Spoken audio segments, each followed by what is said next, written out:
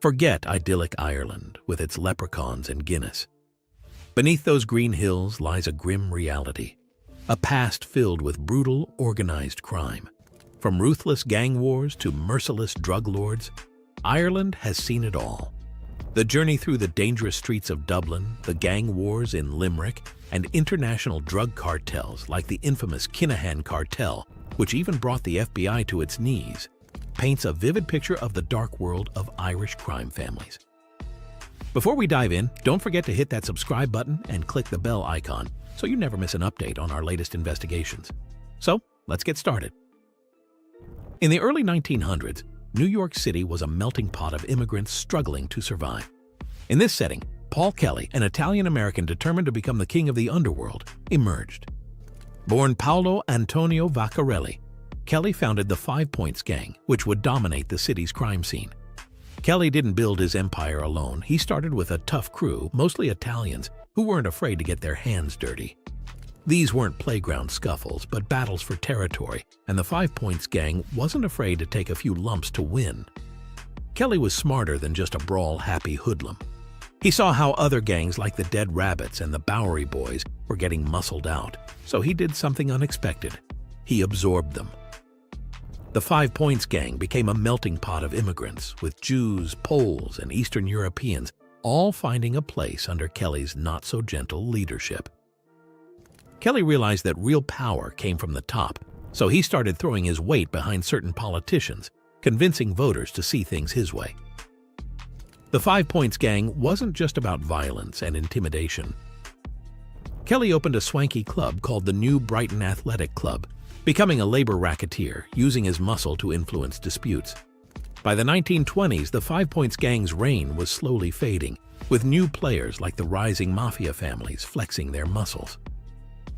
Kelly himself passed away in 1936, but his legacy lived on in the rise of the American mafia. In the 1960s, Hell's Kitchen was far from peaceful. Mickey Spillane, a local boy made good in a bad way, was running the show. Spillane wasn't your average thug. He ran operations involving loan sharking, beatdowns, and even kidnapping. Spillane's operation wasn't all sunshine and roses, as his actions led to numerous violent confrontations. However, Spillane wasn't alone. Jimmy Coonan, a young hothead with a score to settle, entered the scene. Their feud escalated quickly, with machine guns raining down from rooftops and kidnappings becoming a neighborhood pastime. Spillane married into a powerful political family, giving him more control over union jobs and a job at a new convention center. The Italian mafia saw the convention center as a golden opportunity, but Spillane's stubbornness led to the Irish-Italian War, a conflict that proved the Irish might be outnumbered but not outmatched. Spillane's luck eventually ran out, and he was killed by a hitman working for Coonan, who then became the boss of Hell's Kitchen. Coonan allied with the powerful Gambino crime family, getting involved in illegal activities like waste management. However, the feds eventually caught wind of Coonan's operations, leading to the downfall of his crew. The 1990s saw changes in Hell's Kitchen, with the neighborhood becoming more diverse and the old Irish mob scene fading. A Serbian immigrant, Bosko Ranit, briefly took over the Westies but fled the country due to legal troubles. By 2012, the Westies were mostly a memory, though rumors of their resurgence circulated. In Boston, 2 Irish gangs, the McLeans and the Winter Hill Gang, were at odds. A feud started when Georgie McLean made a move on a Winter Hill gang member's girlfriend, leading to violence and escalating into a full-blown gang war. This war left over 60 people dead by 1967, with the Winter Hill Gang emerging victorious. In the late 1970s, the Winter Hill Gang was struggling financially, leading them to borrow money from the Italian mob and get involved in drug trafficking. This ultimately led to the downfall of their leadership. Whitey Bulger and Stephen Flemmi then took over, running the gang more like a group of tough guys rather than organized criminals. Despite their unorthodox methods, Bulger managed to amass a fortune and even got involved with the IRA, smuggling weapons and raising money for their cause. While the Winter Hill Gang dominated Boston's criminal scene, their influence didn't extend far beyond the eastern seaboard. The Boston Irish Gang War was a brutal conflict that claimed numerous lives. Both sides, the McLean Gang and the Winter Hill Gang, were relentless in their pursuit of dominance. By the mid-1960s, the violence had escalated to such an extent that the FBI began to take a keen interest, particularly due to the gang's involvement in various illicit activities, including gambling, extortion, and drug trafficking. Amidst the chaos, a new figure emerged, who would become one of the most infamous criminals in American history: James Whitey Bulger.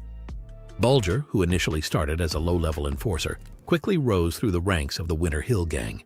His ascent to power was marked by a combination of ruthless violence and shrewd alliances. Bulger's reign was characterized by his ability to play both sides of the law. He became a top-echelon FBI informant, providing information on rival gangsters while using his FBI connections to eliminate competition and protect his own operations. This dual role allowed him to operate with near impunity for decades, making him one of the most feared and untouchable crime bosses in Boston. Bulger's downfall began in the mid-1990s when his FBI handler, John Connolly, came under investigation for his corrupt dealings. In 1995, Bulger went on the run, evading capture for 16 years. He was finally apprehended in 2011 in Santa Monica, California, living a quiet life under an assumed identity. His arrest brought an end to one of the longest and most notorious manhunts in FBI history.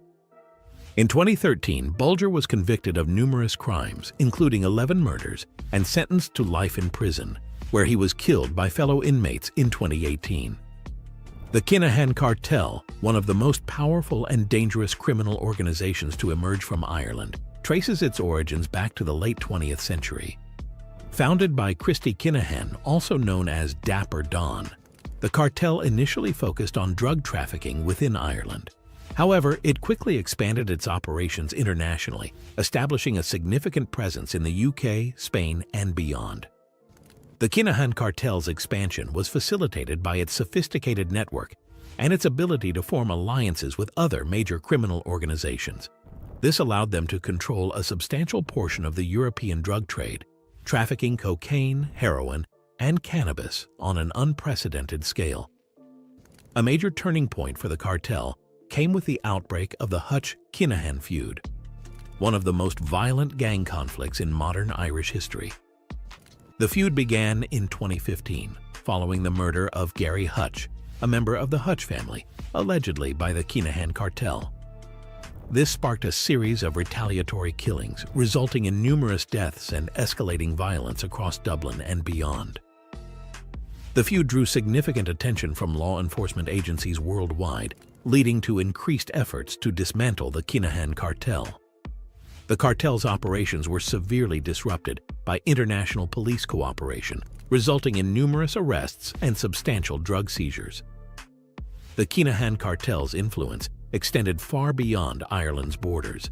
In 2020, the U.S. government imposed sanctions on several key members of the cartel, designating them as significant international narcotics traffickers. This was a significant blow to the cartel's operations, as it severely restricted their ability to conduct financial transactions and maintain their network. Despite these efforts, the Kinahan cartel remains a formidable force in the world of organized crime. Its leaders, operating from safe havens in the Middle East and other regions, continue to wield considerable power and influence over the global drug trade.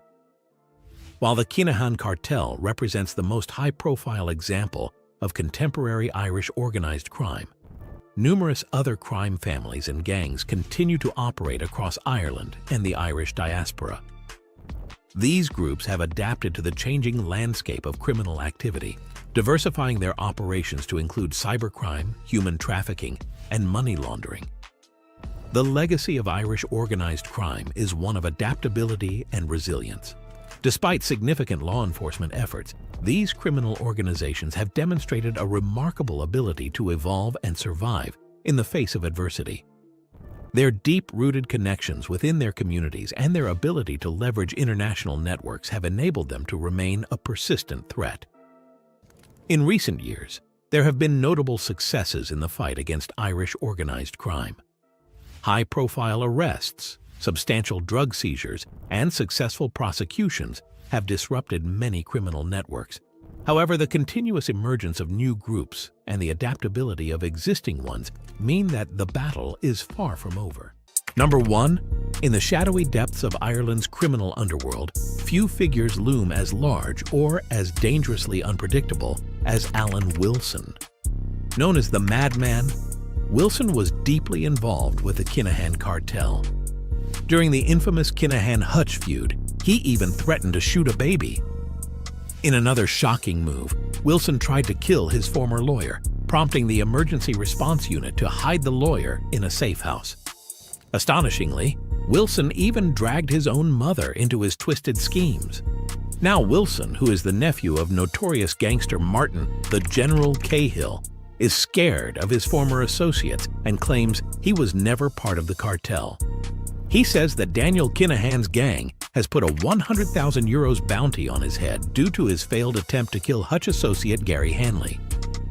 Wilson is currently serving a 10-year sentence for his role in a murder plot that led to the shooting of 3 innocent men outside a pub in Fairview in July 2010. The plot began to unravel in 2019 when Wilson was charged with conspiring to kill Dublin criminal Gary Hanley. Hanley had survived an earlier attempt on his life, but in 2017, the Kinahan cartel planned another hit. However, Wilson's every move was being monitored, and the attack was thwarted. Wilson was caught with a loaded gun, and his associates were jailed too. Wilson was later found guilty of a gun attack at the Players Lounge pub, where he had boasted about his involvement. He confessed to providing the firearms and planning the escape route. He was sentenced to 10 years for conspiracy, although charges of attempted murder were dropped. Wilson had also faced suspicion in other cases, including the fatal shooting of Darren Cogan in June 2011 and the kidnapping and murder of 18-year-old Mariana Rusas in January 2008.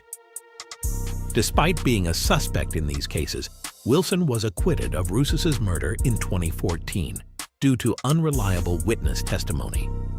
Wilson's criminal career includes a 2009 attack with a meat cleaver, for which he was initially convicted, but later had his conviction overturned.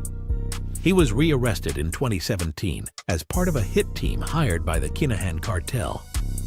In prison, Wilson has faced multiple attacks and was transferred to different facilities. He even sued the prison service for not protecting him from the Kinahan cartel. Number 2. In January 2020, a shocking attack occurred when businessmen Barry Wolverson and Gerald Wildman were ambushed in a yard. Wolverson was left in a coma and died 13 months later. The attackers, Bernard Fogarty and Robert Redmond, were found guilty of orchestrating the shooting and were sentenced to life in prison. They were also found guilty of assaulting Wildman, who survived the attack but remained silent during the investigation. Forensic evidence and CCTV footage proved Redmond was the shooter, sealing the case against them. Investigators uncovered crucial evidence that clearly showed firearm discharge residue on Redmond's hands and clothing, pinpointing him as the actual shooter. CCTV footage was vital in the case, capturing Redmond and his accomplice moving together on the day of the shooting. After examining over 1,700 hours of footage, investigators traced Fogarty's steps, revealing he bought fire logs from a Circle K gas station and a jerry can from his sister's house. These items were used to burn out the Citroen C4 in Greenwood Estate shortly after the shooting. The Citroen was used by the attackers to get in and out of the area, a key detail in the investigation. One of the fire logs was later found in Fogarty's Renault. Fogarty, found with a lighter in his hand just 300 yards from the still-burning Citroen, was arrested shortly after the shooting. Police noticed a strong smell of petrol on him and found he had tried to wash away evidence with shower gel. Despite no firearm or DNA evidence from the crime scene, the pile of circumstantial evidence was enough to convict both men. However, the exact motive for the crime remained unclear. The investigation showed relentless efforts to achieve justice and the dark impact of Fogarty and Redmond's actions. During the run-up to the trial, Fogarty continued his reign of terror, threatening people and attempting to intimidate witnesses. His threats even extended to Wolverson's wife, whom he harassed and vandalized. In early 2023, Bernard Fogarty added another dark chapter to his criminal record by pleading guilty to the attempted murder of Mark Ivers.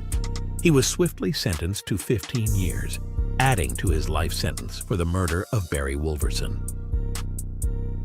The attack on Ivers in September 2019 was captured on CCTV, showing Fogarty and a female accomplice before their car burst into flames.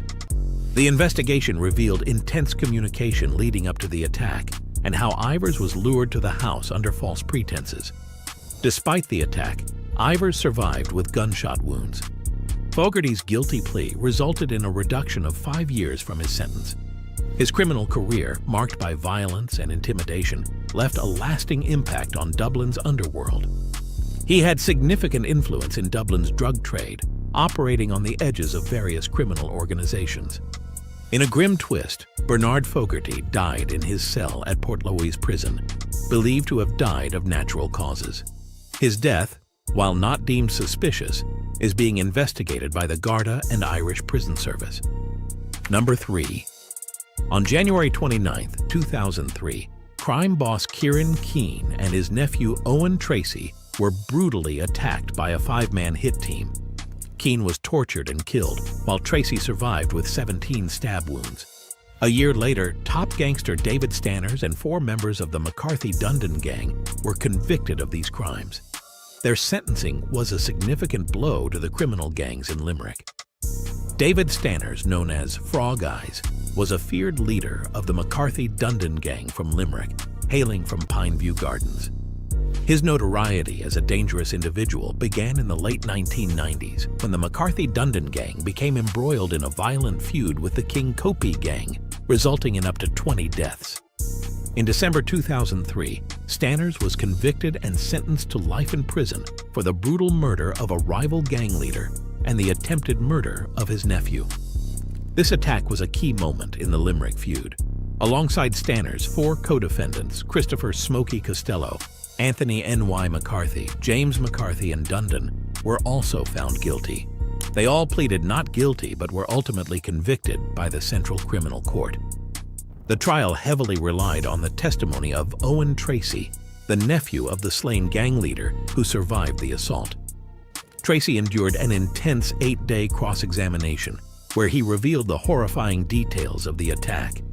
He described being attacked by the McCarthy-Dundon gang after being lured to a house under the pretense of meeting Daisy Dundon. Instead, Tracy and his uncle, Kieran Keane, were captured, tortured, and eventually executed. Keane, with his hands bound, was shot in the head, while Tracy endured 17 stab wounds. The testimony detailed how Tracy and Keane were forced into the trunk of a car, driven to a different location, and then transferred to a van driven by David Stanners. The van stopped on a remote road, where Keane was shot and Tracy was viciously stabbed. Despite the severe injuries, Tracy managed to escape and seek help. The attack allowed the McCarthy-Dundon gang to seize control of the Limerick drug trade. After over 2 decades of incarceration, Stanners, now 51, was found dead in his prison cell. His death, initially thought to be from natural causes, led to inquiries by the Irish Prison Service and Garda. Stanners' death marked the end of a notorious criminal career. The funeral for Stanners took place at Corpus Christi Church in Moose, followed by burial at Balcanan Cemetery. Garda maintained a discreet watch over the proceedings to prevent any resurgence of violence. Despite this, videos emerged of Kieran Keane's associates celebrating Stanners' death with champagne and fireworks, marking the occasion as a form of revenge. This celebration occurred amidst increased Garda activity, targeting organized crime in Limerick, reflecting ongoing tensions in the area. That wraps up our look into some of Ireland's most notorious criminal figures and the cases that have shaken the nation. From Alan Wilson's chilling threats and convoluted criminal network to the brutal actions of Bernard Fogarty and Robert Redmond and the violent feud that defined David Stanners' legacy, these cases remind us of the harsh realities of organized crime and shed light on the dark side of organized crime and its devastating effects on lives and communities.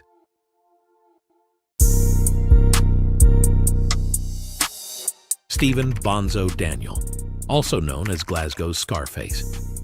Daniel's name has become synonymous with crime and violence in the city, earning him a fearsome reputation that resonates through Scotland's dark corridors of criminal history.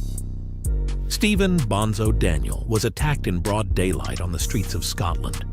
Despite the clear link between the attack and his rivals, the Lyon family, Daniel denies any animosity towards them, even though it's widely known they orchestrated the assault. The ongoing feud between the Daniels and Lyon crime families has dominated Scotland's criminal scene for nearly a decade. This conflict isn't fought in the courts, but through violent revenge, with both families using bloodshed to settle scores. Steven Bonzo Daniel is the head of a powerful and ruthless crime family in Scotland, the Daniels. He is also the nephew of crime boss Jimmy Daniel, who recently died of cancer. As the leader of the Daniels family, Bonzo is a prime target for the Lyons. His death would be a significant blow to the Daniels' criminal empire and would help the Lyons gain more influence and power. The brutal gang war between the Daniels and Lyons crime families in Scotland has been a defining feature of the criminal landscape for nearly a decade. This conflict has seen a series of violent incidents, including high-profile attacks and murders, fueled by long-standing rivalries and power struggles. One of the most notable figures in this bloodshed is Steven Bonzo Daniel, a prominent member of the Daniels family. His story reflects the extreme violence and ongoing vendettas that characterize this feud. Here's a detailed account of the events involving Steven Bonzo Daniel and the broader context of the gangland conflict. The Daniels and Lyons families have been at odds for many years, contributing to a cycle of violence that has plagued Scotland, particularly Glasgow. The rivalry intensified as both families vied for dominance in the criminal underworld. The Daniels family, led by the late Jimmy Daniel, was known for its involvement in drug trafficking, extortion, and other criminal activities. Jimmy Daniel's death from cancer in 2016 left a power vacuum that his nephew, Steven Bonzo Daniel, inherited. Bonzo Daniel, who had previously been involved in the criminal activities of the Daniels family, took over leadership roles and became a significant target for rival factions, especially the Lyons. The Lyons, headed by figures such as Paul and Barry Lyons, were equally notorious for their violent methods and criminal enterprises. This ongoing feud between the two families has been marked by attacks, retaliations, and a series of murders, including high-profile incidents that have attracted media attention. On a day in 2017 that started like any other, Steven Bonzo Daniel faced an attack that would become one of the most violent episodes in this feud. At the age of 39, Bonzo was targeted while driving through Glasgow. The attack was part of a broader strategy by the Lyons to eliminate key members of the Daniels family and assert dominance in the criminal world. The incident began when Bonzo Daniel was driving through Milton, a district in Glasgow. His car was deliberately rammed by a Volkswagen Golf, signaling the start of a violent confrontation.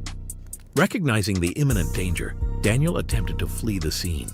His immediate reaction was to disregard traffic laws, speeding through the streets of Glasgow in an effort to evade his pursuers. As Daniel tried to escape, the attackers pursued him relentlessly. The chase took him through various areas of Glasgow, with Bonzo driving at high speeds and even considering dangerous maneuvers, such as driving on the wrong side of the motorway to escape his attackers. The pursuit continued until Bonzo crashed into a pole on the M8 ramp at Port Dundas, a pivotal moment in the attack. Following the crash, the attackers quickly caught up with Bonzo Daniel. The violence that ensued was extreme and targeted. The assailants used a cleaver, hammer, and other bladed weapons to inflict severe injuries on Bonzo. The primary focus was his face, with the attackers aiming to mutilate him severely. Bonzo was left in a critically injured state at the scene. The attackers, having completed their brutal assault, fled, leaving Bonzo behind. Despite the severity of his injuries, Bonzo was fortunate to be close to a hospital. His swift transfer to medical care played a crucial role in saving his life. The severity of Bonzo's injuries required immediate and extensive medical intervention. The attack had left him with a nearly severed nose and severe facial mutilation. First responders initially mistook his injuries for gunshot wounds due to the extent of the damage. However, it was clear that the assault had been carried out with bladed weapons. Upon arrival at the hospital, Bonzo was attended to by a top-class surgeon who began an arduous process of reconstructive surgery. The operations were complex and lengthy, including an 8-hour procedure to reconstruct his face. The medical team worked tirelessly to repair the damage, and Bonzo underwent several surgeries over weeks to address the extensive injuries. The recovery process was long and challenging. Bonzo spent significant time sedated and endured a series of operations to improve his condition. Despite the extensive medical efforts, he was left with permanent scarring, which served as a lasting reminder of the violence he experienced. In the aftermath of the attack, the perpetrators attempted to destroy evidence to avoid identification. They set fire to one of the cars used in the chase, but the police managed to recover crucial evidence. Among the items found was a machete with Bonzo's blood on it. This evidence provided a significant lead in the investigation. The investigation revealed that the attackers had placed a tracker on Bonzo's car, allowing them to monitor his movements and plan the attack with precision. This use of tracking technology was crucial in identifying the culprits and linking them to the crime. The police investigation identified 6 suspects linked to the attack, known as the Cleaver Gang. This group had a history of similar violent crimes, with previous attacks involving similar methods of assault. The Cleaver Gang's pattern of violence and their connection to the Lyons family made them key figures in the ongoing feud. The trial of the Cleaver Gang members was heavily guarded, given the high-profile nature of the case and the potential for further violence. The accused faced charges of attempted murder, and evidence including CCTV footage and tracking data was presented. The court proceedings highlighted the connections between the Cleaver Gang and the Lyons, further illuminating the ongoing rivalry.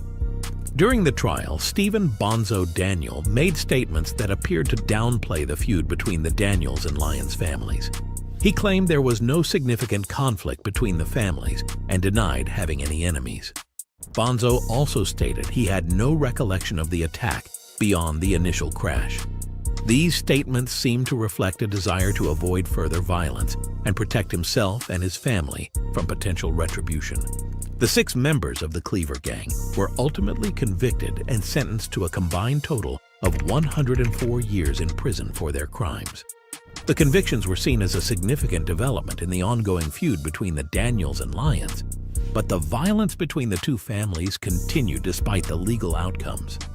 The attack on Steven Bonzo Daniel is a stark example of the violence that characterizes the feud between the Daniels and Lyons crime families.